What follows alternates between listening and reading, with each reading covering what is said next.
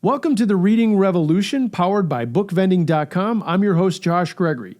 We've got a great episode for you this week, mixing food for the body with food for the mind. We're headed to New York City.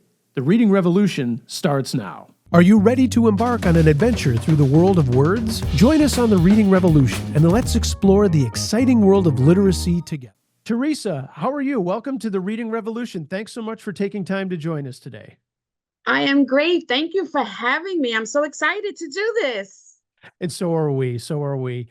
Can you talk a little bit about your background before Grandma's Love and before we get into the nuts and bolts of the organization?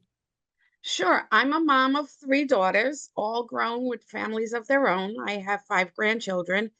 I have a degree in education, so I've taught pre-K, kindergarten, little ones, daycare. I've also been in law enforcement. I was a New York City corrections officer for a bit. I was an insurance broker for a while. I have a very, very broad background. I even mixed auto body paints and sold flooring tiles to hospitals. Um, there's a lot of loose information upstairs, but it's all good because it comes in handy. I was just going to say, having that varied background when you're starting a nonprofit organization, it's good to know a little bit about everything, I would assume. Oh, absolutely. It made getting insurance easier. When we're looking at new spaces, it makes that easier because I know what I'm looking for and what I'm looking at. So yeah, I'm very happy about my background and how much it helps with Grandma's Love. So, coming from the educational world and working in a number of different schools in the New York City area, what were you seeing that would eventually lead to doing a little bit more than just providing meals and that sort of thing for kids in, lower income households and kids in need? It's really difficult when you go into a kindergarten classroom and a 5-year-old child cannot even recognize their own name. That's a little disheartening because it means that there's been no foundation laid before the age of 5. So starting at 5, it doesn't make it impossible, but it is a little bit harder for both teacher and child. But they get there with a lot of work. They do get there, but there's a lot of catching up to do. And I realized how important literacy is, and not just giving out a book, but the entire program of it. Children not only need to know how to read, but they really have to comprehend and be able to give back what they read. So they understood it, they can retell it, they can rewrite it. Um, and going into different classrooms of different age groups, you see how important it is for their future, not only ours, but theirs. And when did the literacy component of Grandma's Love start kind of joining forces with providing meals and that sort of thing for the kids in need? The idea of the literacy, the book vending machine itself, um, was hatched back in 2017. It didn't become a reality until I think 2020, 2021. I was coming back from Georgia and happened to see one in an airport in Georgia, and I was like, that's perfect. And then I couldn't find them, and a volunteer of mine found them. And I was like, yes, that's it. And we just started, you know, placing the machines around and putting the books in there. But now, when we're at the sites filling the machines, we actually interact with the children, we talk to them. And the hospital and school staff comes back to us and tells us about the excitement that these children have when they see this machine, when they're able to get a free book and keep it, take it home. Um, so that's when that came about. We originally just started giving out books to 4-year-olds, um, in different classrooms. And then we decided we needed to do more than that. There are children in hospitals, children in underserved communities. Um, Books are very expensive, and it's difficult for some parents.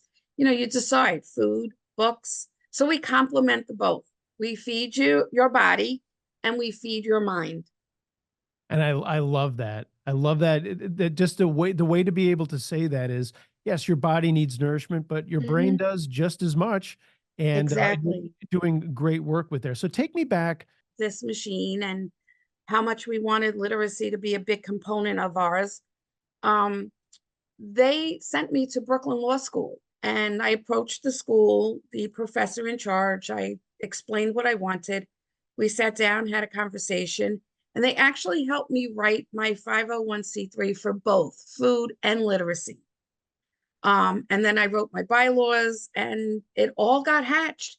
And believe it or not, it only took 3 months, which was almost unheard of. It's usually about a year to get your 501, Hmm. and I had it in 3 months. And I was sitting in a classroom when someone from home texted me the letter, and I was like, "Oh my God." And the professor's like, "Now what?" And he said, "I got it. I got my 501." And she went, "No way." And I showed her the phone, and she goes, "You actually got it in 3 months." So we were really ecstatic about becoming an official 501(c)(3). In the process for all of that, I know nothing about how to start Mhm. those foundations, and I don't think I'm alone when I say that. Obviously, a process that you just mentioned is not something that happens overnight. What kinds of No, things did you have to take into consideration, knowing that there are probably other nonprofits out there doing similar work, but not necessarily exactly what your vision was? I needed to know exactly what my mission was going to be. And I needed to make sure that my mission was not small, it wasn't limited.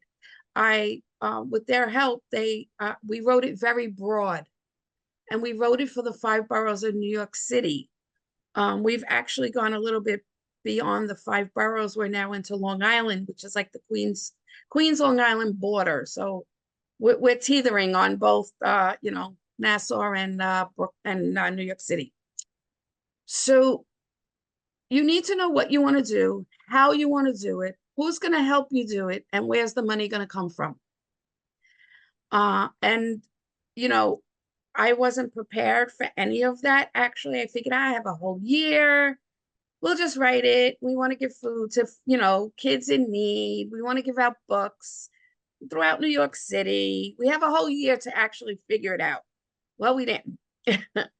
And I only had 3 board members at that time. And it was like, okay, we need to now like move on this. And we did, but we had a lot of help. We had a lot of help from the college. I had help from some of the other organizations in my community, giving me directions, telling me how to apply for grants, because that's something I had never done in my life. Um, and we kind of winged it at the very beginning, trial and error. Well, this didn't work. Let's do it this way. This worked great. Let's expand that. And that's what it takes. You really need a community of friends to bounce ideas off of and get information. Do you think being in that kind of a position where you think you've got all this time, but it turns out you're really not going to have all that time, maybe helped out with the success of the organization? And number one, the ideas to take on different approaches or different ideas that maybe you wouldn't have considered with more time to think about things. And also having that not necessary pressure or necessarily pressure, but just that inkling that, we do have to get moving here. We're also going to cut out some of the fat that maybe we would have gotten bogged down with. That's very true. When you don't have a lot of time to think about something, you actually focus on what your mission is and what's really important and getting it done and how quickly can we start this and move. When you have a lot of time, it's like, no, I don't like that idea. Let's do this. No, this one sounds better. And you kind of lose yourself in all the, well, what ifs. When you're limited, you go in, you attack, and you do it, and you keep trudging through. Um, there's a lot of ups and downs. There's a lot of times you have a multitude of money, and then one day it's like, uh-oh, we're kind of really low on funds. Now what? And then you figure that out really quick. So not having a lot of time, I think, was really crucial for Grandma's Love. And I like how you mentioned that you try something, does it work? Or maybe we won't do that next year, or how can we, fix what we might have been able to do a little bit better? That's also got to go into a healthy plan of how to move forward. It does. It does. And, when you have a good board of directors and an executive board behind you, it makes those tasks much easier because you're not alone and you're not making all the decisions. You have people weighing in and giving you different perspectives on something you thought may have been great. And someone said something, you go, oh, yes, yeah, we can't do that. All right, how can we do it, but do it differently? So I think I'm really lucky. I have a great board of directors. Um, Two of my board of directors have been with me since day one. So that's 10 years.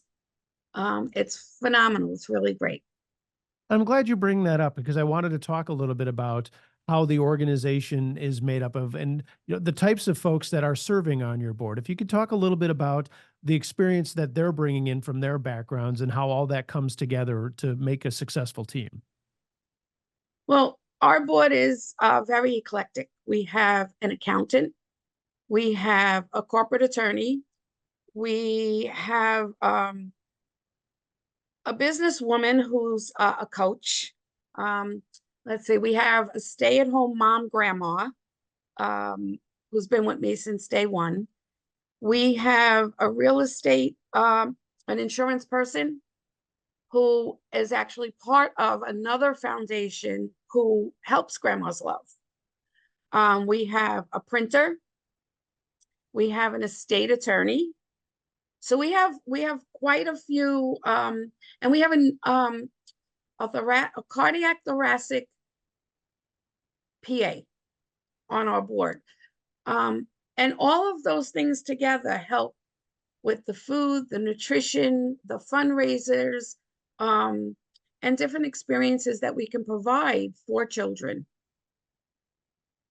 And now that we've talked about a strong leadership, can you talk a little bit about the volunteer side and the day-to-day operations? But let's start with the volunteers. Where do these folks come from, and how do they play a role in making Grandma's Love a success? Well, they find us on Facebook. They find us through our website. They find us when we're out in the community, when we have our events, and they contact us through either a phone call or we have a contact us sheet on our website. Um, One of my volunteers has been with me since she saw us on Pix 11 News. And she's been a tremendous help because she reaches out to various authors and asks them for donations of their books for our machines. And that is just amazing. She really works hard at that. But our volunteers are there. We just did, we participated with a community, a Third Avenue community bid, a business, and we cleaned up, we planted flowers. So we have volunteers that come for that. When we do our different events, we do little events with kids throughout the community, and they come and help with that. So our volunteers are crucial. They get the word out. They talk to their family, their friends, and that's part of our success. And I would also assume that the people who are receiving what you're doing look at these folks who are volunteering their time, realizing that these are members of their community. That's also got to have a pretty powerful statement that, we might be struggling, but there are folks right near us that are willing to help and then probably will turn into volunteers down the line as they grow old. Er. We actually, you would laugh. We actually started in one of our schools. Parents that were receiving our food packages were actually packing those food packages. It was a way of training them for a life skill, so that hopefully, at some point they can get a job, whether it's, just in a supermarket or a grocery store, but it's a job and it's, life training. But yes, because you're not a client of Grandma's Love and you're not a volunteer, so to speak, of Grandma's Love. You're part of the Grandma's Love family. And we're all here for the same reason. We're all here to help each other because it doesn't matter what side of the fence you're on. Things happen so quickly. Our lives change so quickly. but at least we know that we have a family that's there for us. We talked to a number of different folks from a lot of different areas on the reading revolution.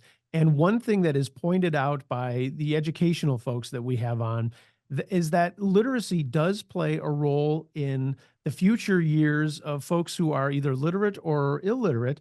Those who don't know how to read are less likely to be involved in their community, less likely to be employed. So I think, where you're hitting them at a young age, not just with, food assistance, but also with, as you put it, that food for the mind, that's going to leave a lasting impression, coupled with the fact that they see folks from the community rallying to their aid as well.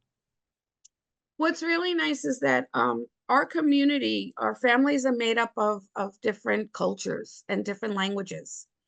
And it's really nice that we can actually communicate with all of them because we have an array of volunteers that do speak different languages.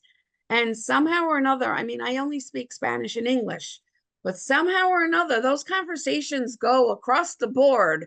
There's a lot of hand movements and a lot of head movements, but they work. And, it's really fulfilling when I'm walking, like in the Sunset Park community of Brooklyn, and somebody goes, Abuela, grandma, because they recognize me. Or even when I'm in my own community and I hear a kid yell out, Grandma. No, I have no name. My name doesn't exist anymore. It's only Grandma. And that's really cool. When you started with the Inchy Bookworm book vending machine, you mentioned that you saw it at an airport down south and then said, hey, we really want to get one of those. And you obviously have more than one of the bookworm machines now in different locations.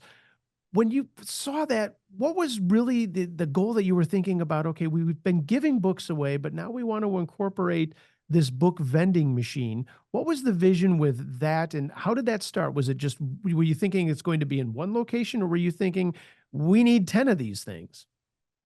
Oh, I was thinking the first thing was like, okay, how do we pay for this? I want it. How do we pay for this? And you put things out in the universe and the donor starts to appear. And thank God they did. But it was never about one. It was always about how many can we get? Where can we put them?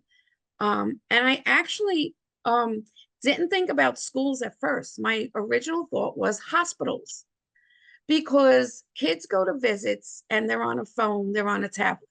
And there's nothing wrong with technology. And I want to make that clear. However, when you give a child a book and they start to read and they can lose themselves, their imagination starts to go wild. Creativity starts to come out. There's nothing like that. And so to defray them from that phone and that iPad in a hospital visit was my original goal. And then sometimes when they see the doctor, they're afraid, they're upset, they have to get a shot.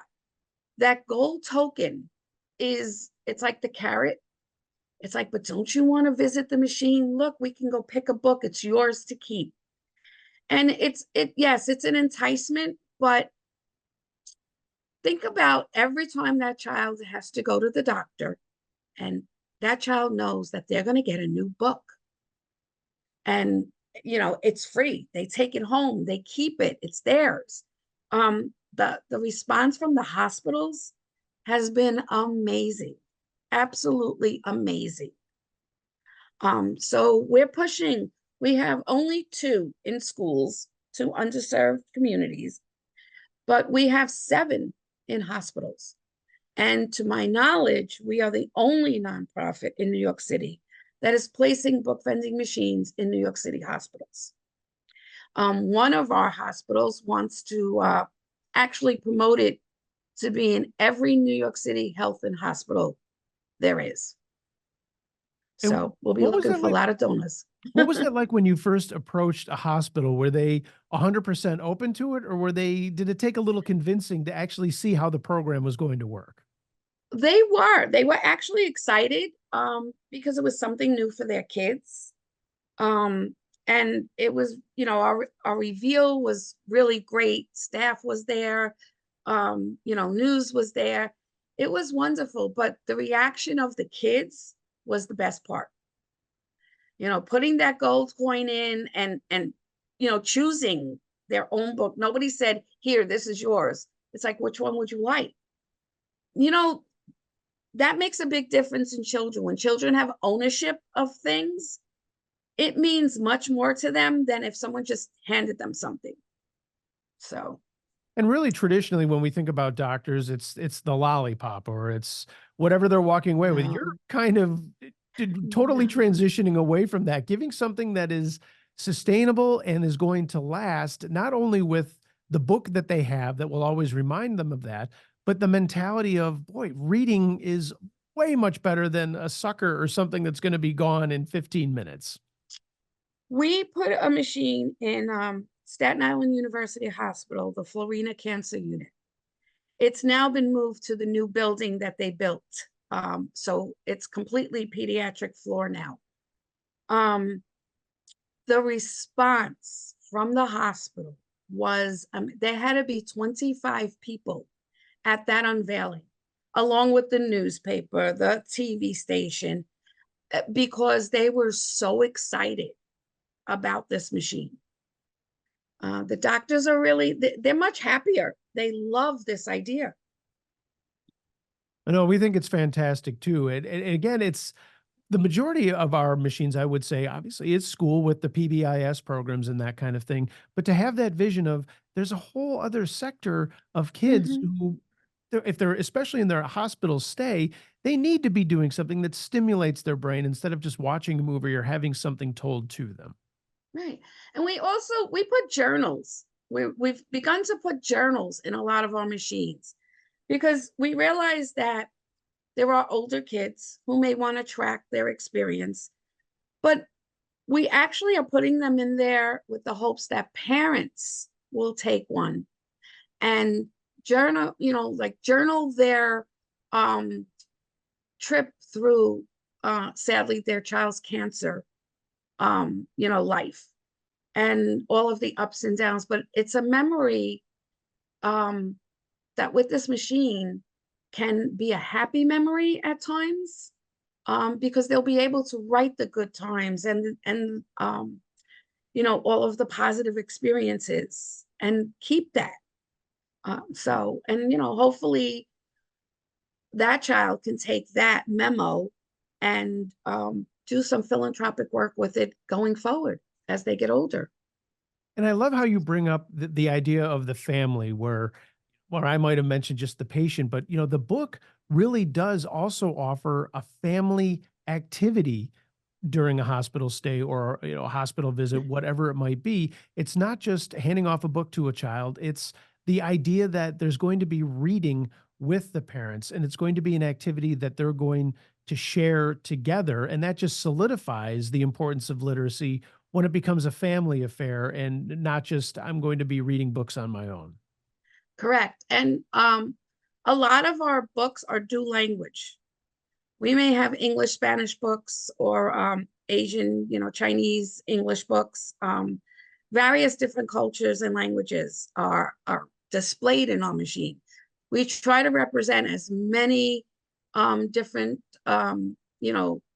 people in New York and visitors that we can. It's not just about your traditional English reading book.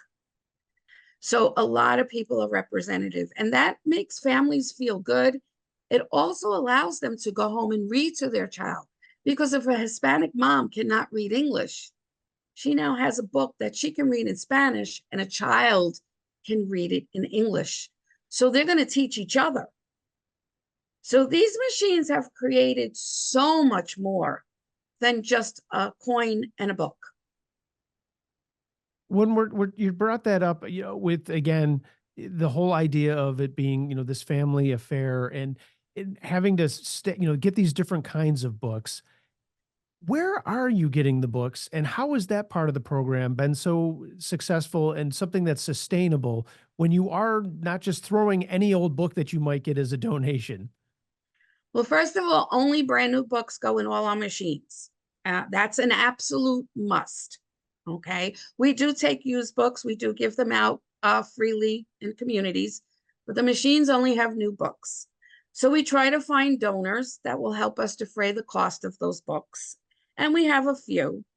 But there's a group called First Book that allows us to purchase various books um, at we actually pay for shipping and not the book. But we also have a local bookstore that we work with in Bay Ridge, and it's called the Bookmark Shop. And Christine has been absolutely a gem with us. She supports us wholeheartedly. I'll walk in and pull 200-300 books off our shelves, or I'll send her a list. Can you order these for me? Christine and her staff are phenomenal. They really are.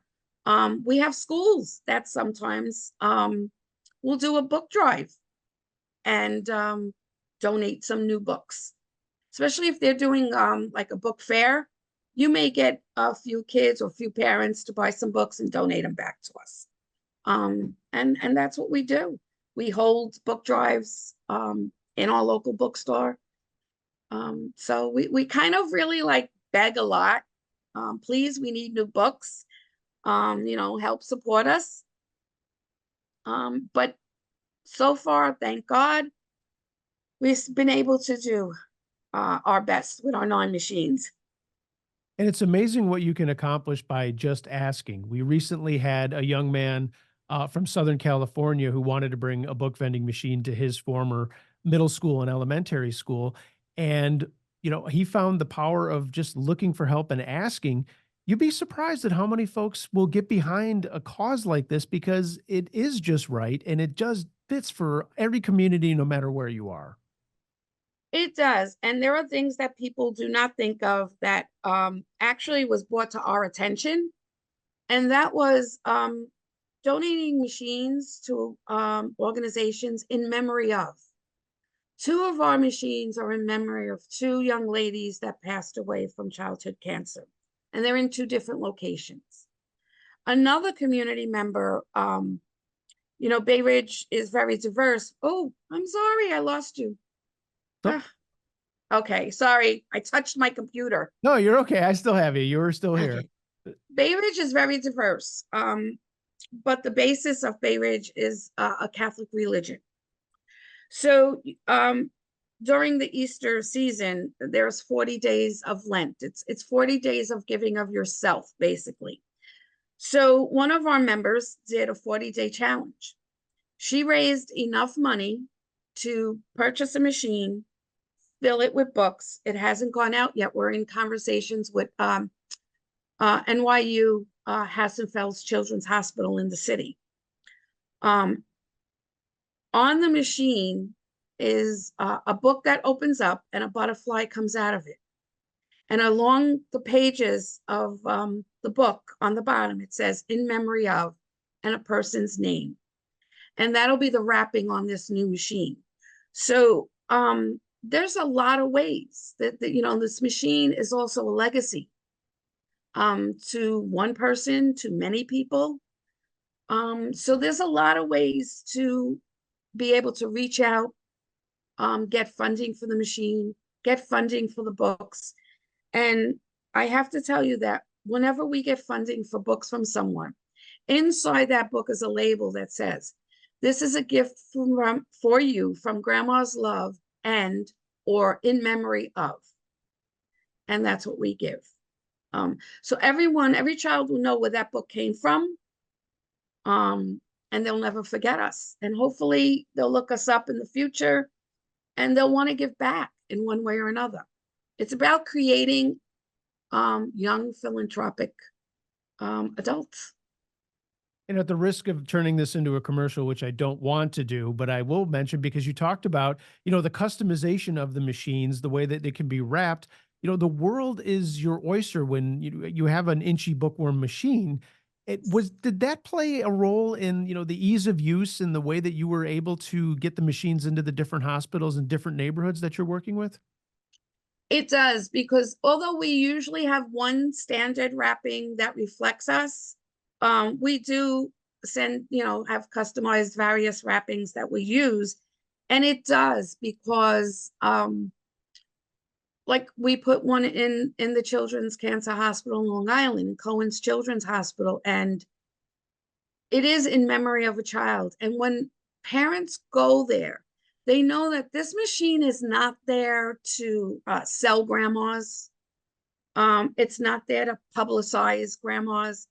It's there because a family cared enough to work with us to provide a gift for the other children that come and visit. You So, know, I no, that's terrific. And I wanted to ask you, just a couple of years ago, we're outside the pandemic now, but how did that affect the operation of Grandma's Love and this program of food and literacy when, we all went through this insane time of lockdown? What was that period of time like for Grandma's Love?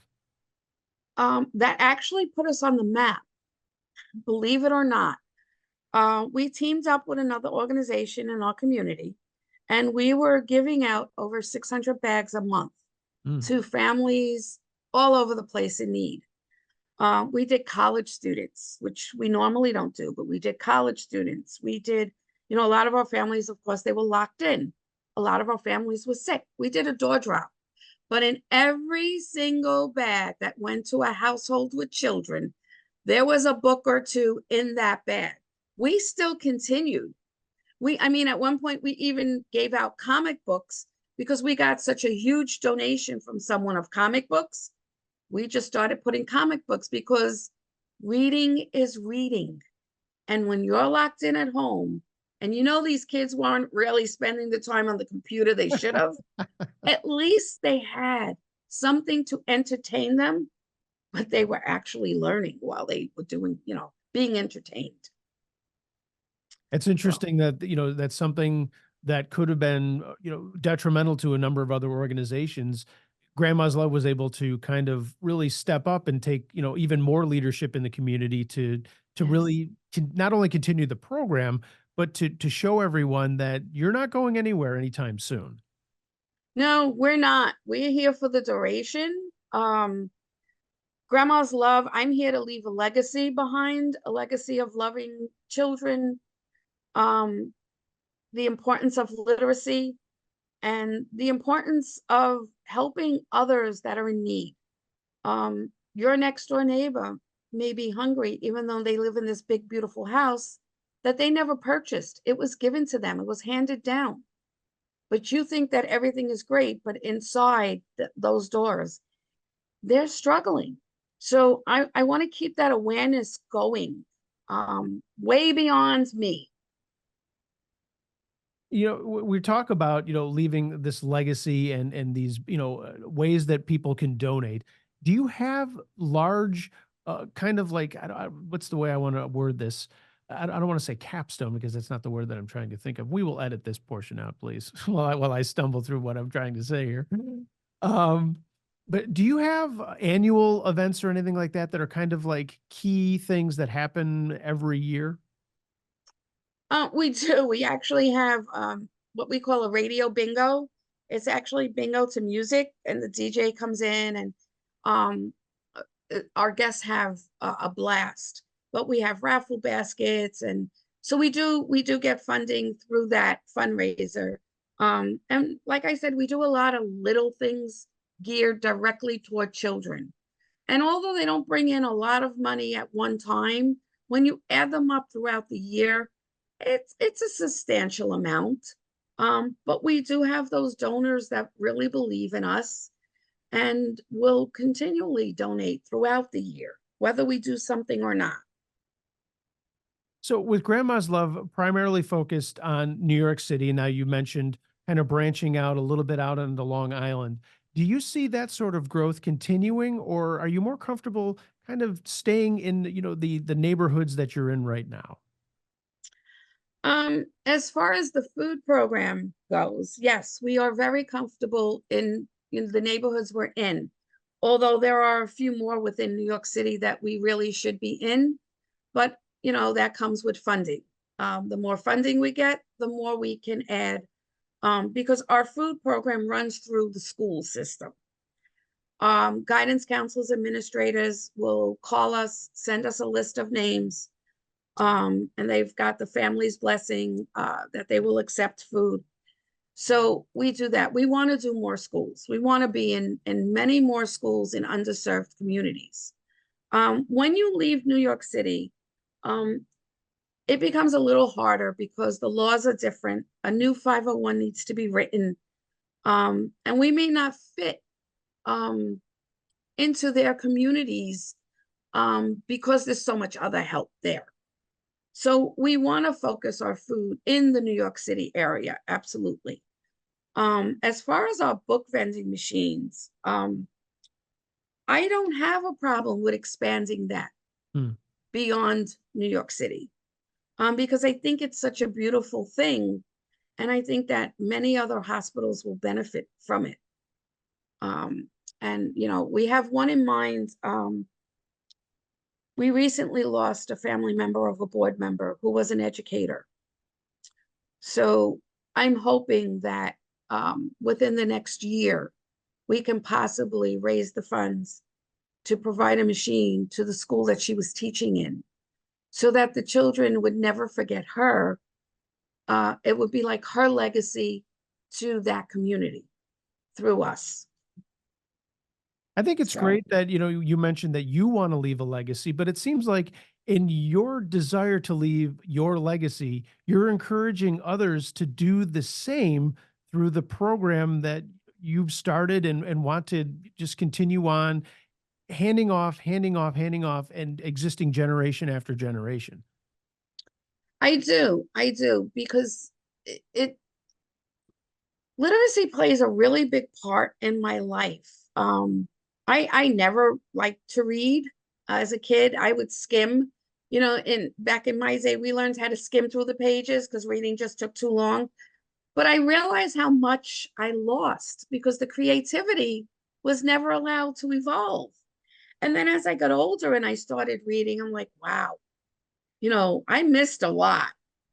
Especially when I start reading the children's books when I was teaching in the classroom, you start to act them out, and it just, and so yes, I want to leave a lot. I want others to leave that literally, you know, literacy legacy behind. And giving and helping others is so contagious. It just is so contagious. When people see things working, they want to be a part of that. And I think what you've got going on out there is just phenomenal. And the way that you've been able to reach out to hospitals and bring in folks that a lot of others might not have considered a place to put a book vending machine. What a great success. It's really funny. I walk into a space and I go, ooh, it would look really nice right there. And then, like, especially in a hospital, you find out who's the child life specialist. And then the phone comes out and the picture comes out. And they're like, wow. And like, okay, I need to know, who do I talk to? And I mean, it starts immediately. And I'm relentless. I keep pushing and pushing and pushing and pushing till I get to where I need to be. And I get a yes. Have you had other hospitals or organizations reach out to you to say, hey, we saw it over here, and boy, we really need it where we are? We have, and sadly, one or two of them, they just didn't have the space. You know, it has to be in a space that the children are in. It has to be somewhere it can be monitored so it's not vandalized. You know, every machine that goes out with a contract, an actual legal contract, because we have to ensure, you know, the safety of those using it, that are in the area of it, our own safety. But we want to make sure that if anything happens to it, they're all contracted and insured. So the hospitals are almost free and clear because everything's on us. But yeah, we have had a few. South Brooklyn Hospital, there was a doctor there. It used to be the old Coney Island Hospital. Doctor there called us and said, I saw your machine. I want that. I'm like, okay, well, we need to find a donor. He goes, no, I need two. I said, okay, we need to find two donors. I said, do you know, understand how much these costs? And he's the gentleman who's like, they have to be in every public hospital in New York City. I said, okay, start working on those donors for me. So That's great.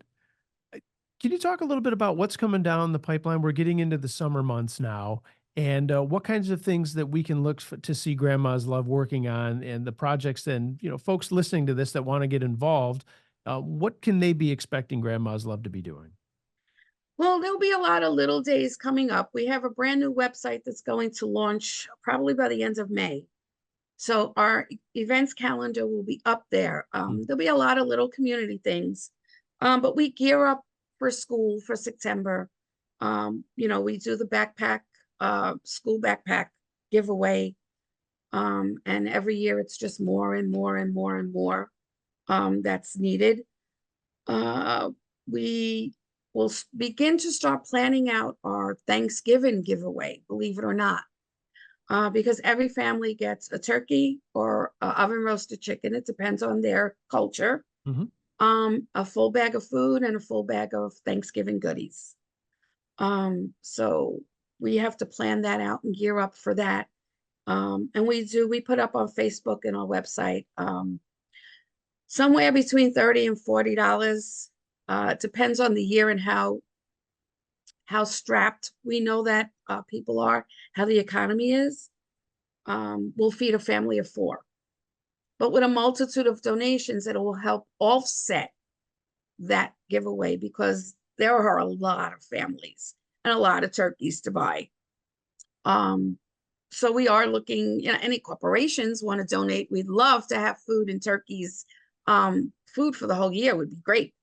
But our books too. School starts in September and we jump right back in to those machines and making sure they're stocked because many of our schools close over the summer.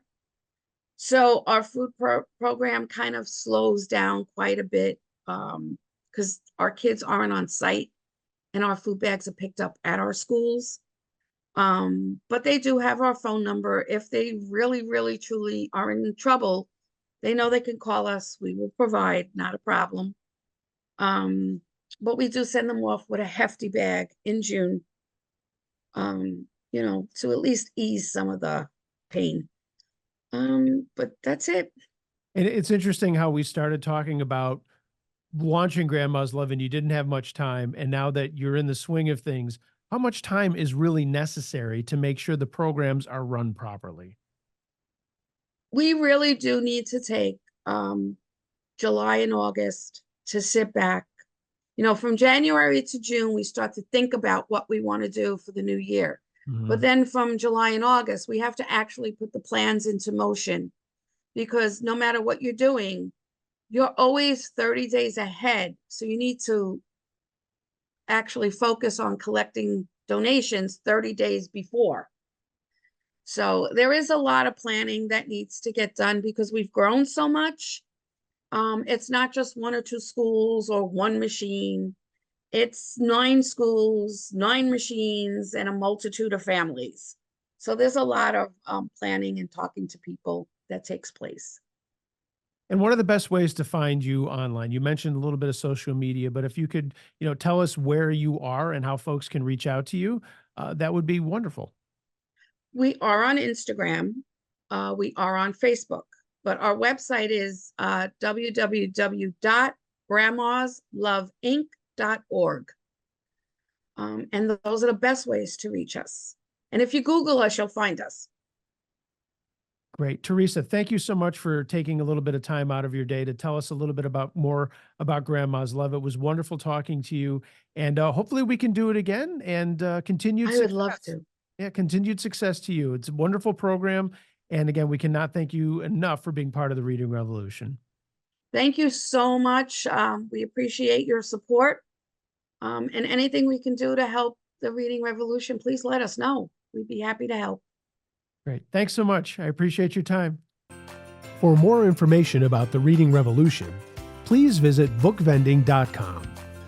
If you would like to contact us or would like to suggest a guest, drop us a line at readingrevolutionpod@gmail.com. The Reading Revolution is hosted by Josh Gregory with technical direction from Thomas Crane and David Gagan. The podcast is produced by Jake Blumberg and Connor Russo. The executive producer is Jay Blumberg. Thanks again for watching and listening. We'll see you here again on The Reading Revolution, where literacy matters.